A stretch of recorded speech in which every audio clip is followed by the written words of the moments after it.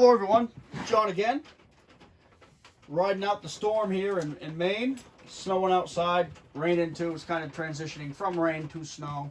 And I've been cleaning the shop and rearranging some things and, you know, rethinking how I have my shop set up. And I ran across this box that I haven't been through in, a good many years. The lineage of this box is kind of interesting. This box belonged to my great-grandfather and contains some stuff that I've got in here.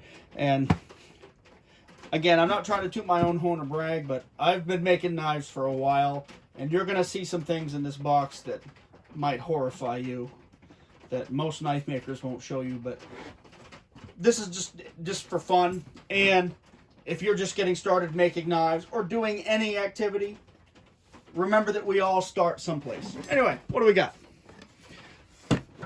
All right, we got some junk. Let's get that out of the way. Old tire pump. Box from a DMT whetstone. I have a nice translucent Arkansas stone. I'm gonna put in that box just so it doesn't get chipped. So, receipt from something college. Knife I made. This has to be 1095 flat stock from back in the 90s. Anyway, never finished it. All right, this one right here. I made this knife when I was single digits. I don't think I was more than 11 or I might have been 12, but I don't think so. I think I was 9 or 10 when I made this knife. This knife is a survival knife made from a large industrial hacksaw that my dad got from his work when he worked at the mill, and I ground an edge on it. And since the rage back then was hollow-handled knives, this is my Randall Model 18 with the original crutch tip hollow handle. Because I read in the book, that's what the original Model 18s had. So there we go. Crutch tip Model 18 survival knife. And guys, yes, I carried and used this knife as a kid for a long time. And yeah, I was a kid, but I hacked up a lot of brush. I cut a lot of trees. I built a lot of shelters with this knife, as ridiculous as that sounds. But the handle is just a piece of copper pipe. But you know what? We all start someplace. This knife, Indonesian knife, and I don't even remember where I got it. My son and I were going through this box the other day, and he asked me where I got it. I don't remember.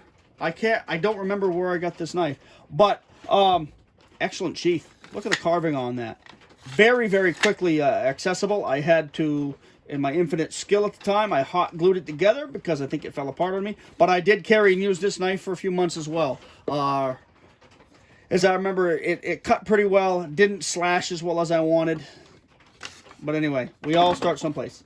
Oh, we'll get into this. This is kind of stuck in the sheath a little bit. Here we go. Kukri, made in India. I think I bought it for $5 at a gun show. And it taught me that I really like kukris, but this was not a good example of a kukri because of the steel, the edge holding, all that good stuff. But you know what? A kukri like this is better than no kukri at all, because even if this is unheat treated steel, which this very likely is, it's still a kukri. It will still get reasonably sharp. It won't hold the edge, but I cut down a bunch of trees with it, so it's had an interesting little life too. So, all right, put this in here. Moving along.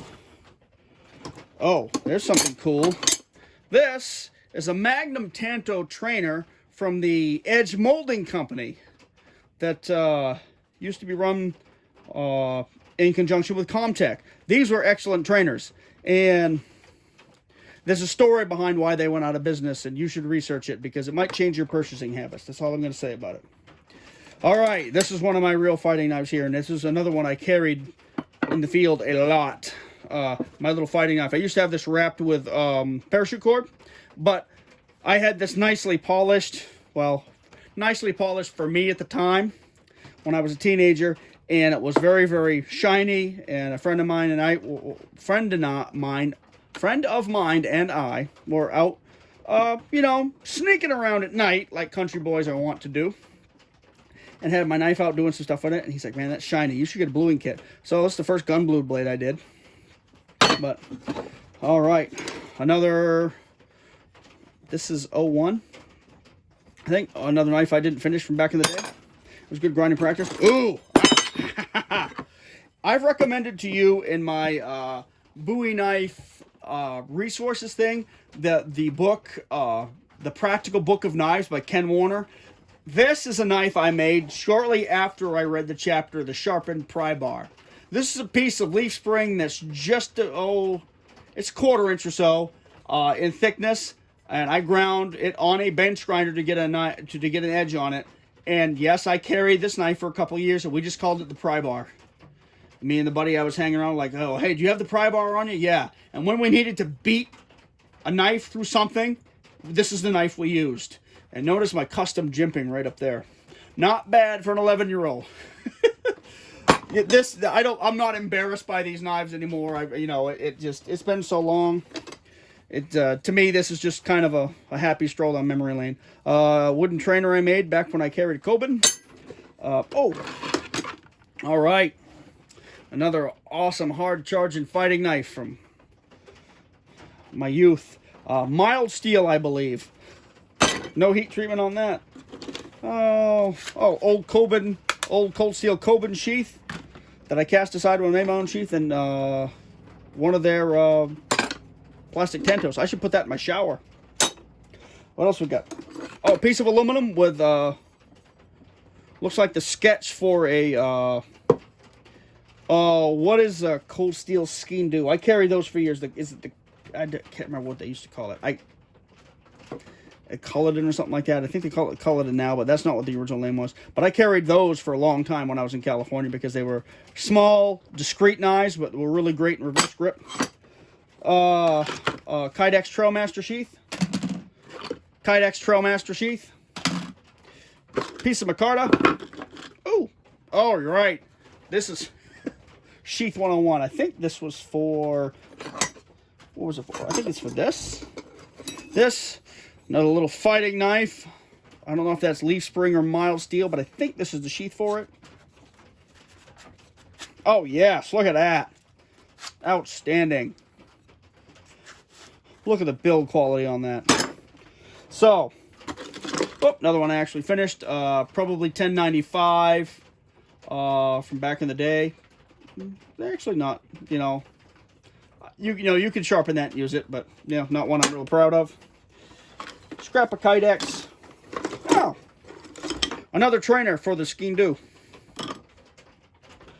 Oh, this butcher knife, I have no idea where this came from. I recognize it, but I have no idea where it came from. Picked it up at a gun show. Somebody gave it to me. Found it. Hammer Forge, made in USA. Set of the old Gil Hibben throwing knives. I think I got these when I was in the Marines, and I had a dartboard in my room and would practice throwing knives at night and putting holes in the concrete.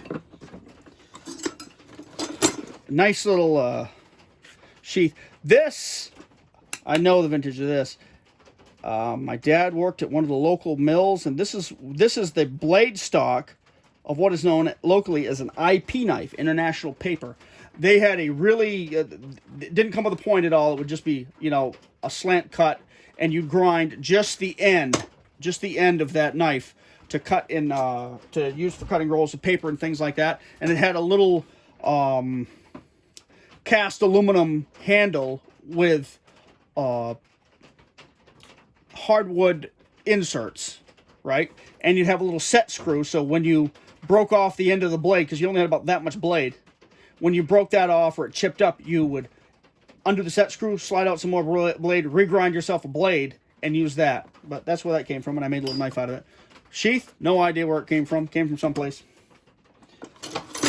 Crossbow prod from somewhere. My dad's ancient K-bar hunting knife. And my dad is an outstanding man. Outstanding in many, many ways. One thing he's not outstanding at is knife care, because you can see this is a fine K-bar hunting knife from back in the day that has been on a bench grinder. No, I didn't do that when I was a kid. My dad did. But I love my dad to death. He's awesome. So, but did I save this? No. by the time this was done to the knife, I was probably in diapers when this was done. So, oh, look at these. The original lousy cold steel blowgun darts that you really couldn't kill anything with, because they almost always, you'd get great ones like this and they'd shoot nice and straight, but then when you're in the middle of a hunt, the squirrel or whatever would be on the end of the branch, you'd pull out one like this and it would go right around him. But anyway, it goes over here. This is the cord to that wooden sheath of the wooden knife. This is the sheath of the matching knife, the matching little knife for this blade. And I don't know where the handle is. It had a small, like a little turned handle, but I don't know where that went. It's only been 35, 40 years since I've had this knife on, so, forgive me. I'm not sure if this is the original blade. I think I made this one to replace it, and I think this is the original. Not sure, but anyway. But this is what kind of turned me on to wooden and rigid sheaths, because I think there's some real advantages to those, even now. Oh, this is awesome. I don't know where the handle is right now, but this is another piece of little history here. This is another piece of industrial hacksaw. Again, my dad got it for me from the mill he worked at. And this blade was at one time about 11 inches long. And so my plan at the time was to drop out of school in the 8th grade and live with this knife and the tomahawk I made with it. And it was basically another hollow handle design, because, that's what we all needed back in the 80s.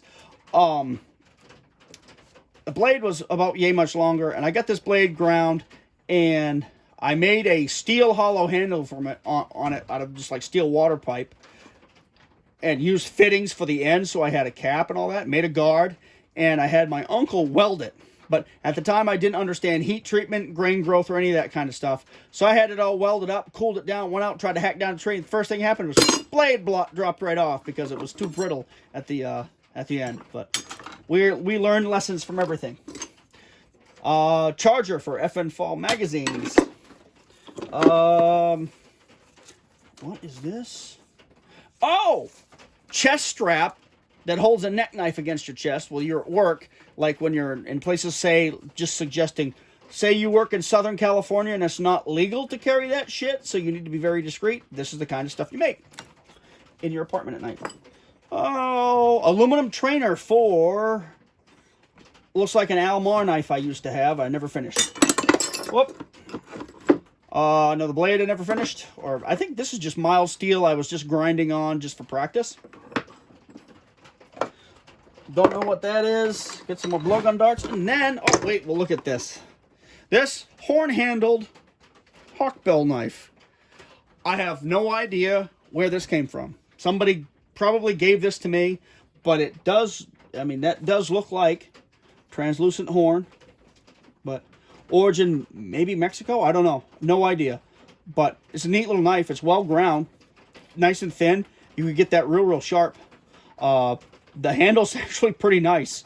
Riveted construction, and I'll say this for riveted construction, I have a bunch of knives, folding knives, with screw construction that are missing screws. I have no knives of riveted construction that are missing rivets. Just saying. Alright, so, let's look at this. Because you all know I'm big on Bowie knives. This is one of the first Bowie knives I ever made when I was a kid. Again, I think this is one of my dad's deer antlers. You can tell how young I was, because that was a big handle for me at the time. So, how old was I when I made this knife? 9, 10, I don't know. Notice the generous choil and ricasso. The fine leaf spring blade that's probably not even straight. But you know what? I carried this knife. I used it out in the woods, and I used it a lot. I can tell you that, because I remember hauling this thing around. Yep, and people used to give me crap for it, but you know what? I was learning. I learned a lot with the box of knives. This is the knives I've kept, guys. This isn't the knives I've thrown away or destroyed or whatever. Because I remember I had another one like this that I turned when I was a teenager. I was looking for a spear to go I was looking to make a spear to go pursue a couple of different animals with. And so I remember taking the handle off one of my older Bowie knives and welding it onto a socket for, a broken socket from a hoe, and made myself a quick spear and went down and pursued said game animals. But anyway, neither here nor there. But again, I think this was because I really liked that the stag-handled knife that Bill Bagwell had in his articles in Soldier of Fortune, and I had to have it, so this is what I made. Anyway, and some more blowgun darts. So that's the contents of this little box, and I'm sure I've got a couple more boxes like this kicking around out in my parents' garage or anywhere. But I hope you got a kick out of this. This was kind of fun, just telling you the story behind all this stuff. All right, guys, take care. Bye.